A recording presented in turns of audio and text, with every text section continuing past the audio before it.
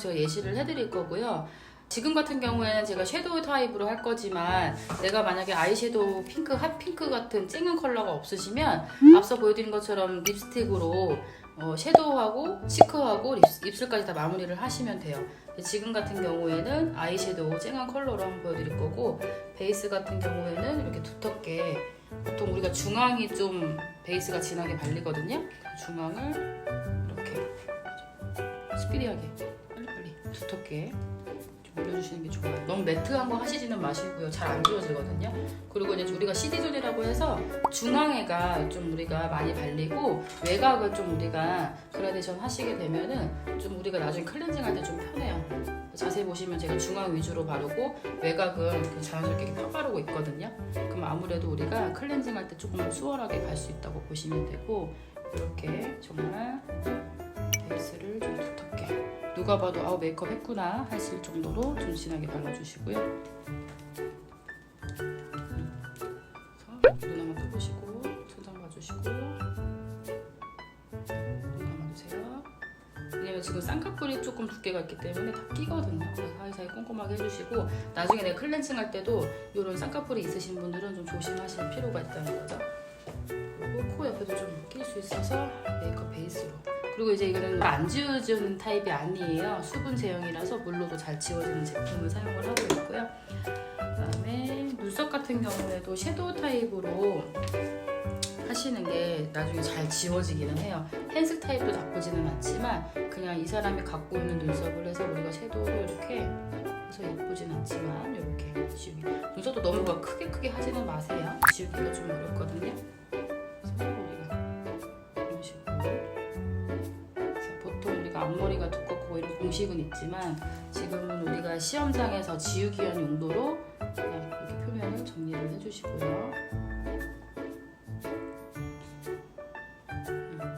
해주시고, 저는 이렇게 이제 쨍한 컬러가 이렇게 보면 저는 이렇게 한 컬러가 핑크가 이렇게 있거든요.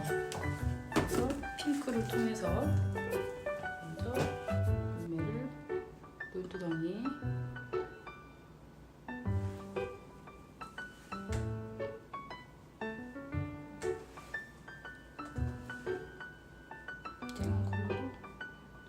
먼저 발라주시고,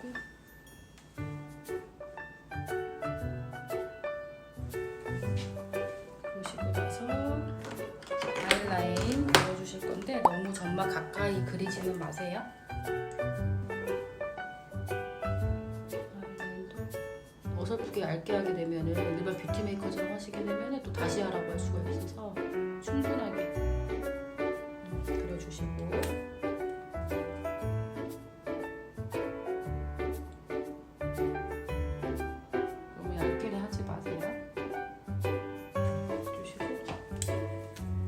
마스카라 할 건데 위에 아이라인이 좀 마르면 그때 할게요. 그리고 치크 같은 경우에도 우리가 광대 쪽 있잖아요. 좀 이렇게 핑크스럽게 좀 발라주시고,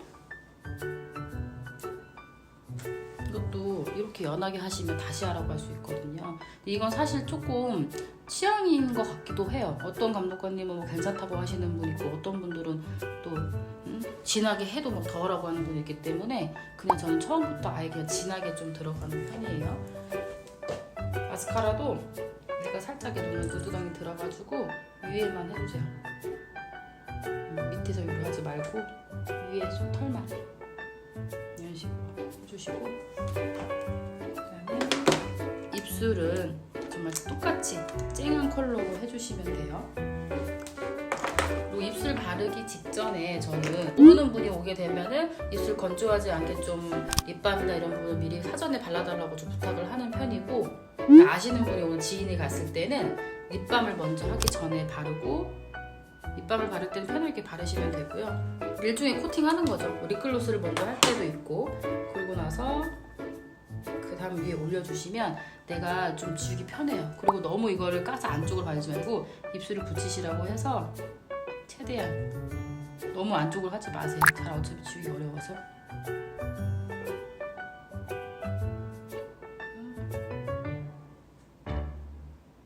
이렇게 발라주시면 돼요. 그래서 메이크업은 이제 여기까지 할게요.